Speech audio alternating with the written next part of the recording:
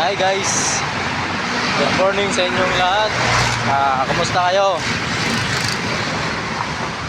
Ako pala yung naglalakad ngayon, may pupuntahan lang ako, importante. So, ito yung daan galing Quezon Ave,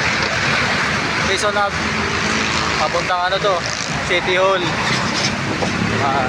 Quezon City Hall. Yan yun, Quezon Avenue papuntang City Hall. Dito ako dumaan kasi maganda dito kasi maraming puno ng kahoy, medyo malilim ba. Kung sa Bisaya, balandong dili init. Anak ka sa kandi nga may bangs, di ka kasabot og Bisaya.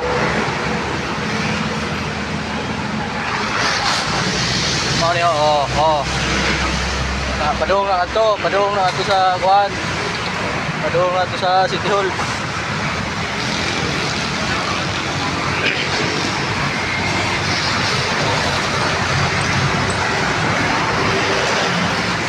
Naglakad lang ako kasi para ma-exercise naman yung mga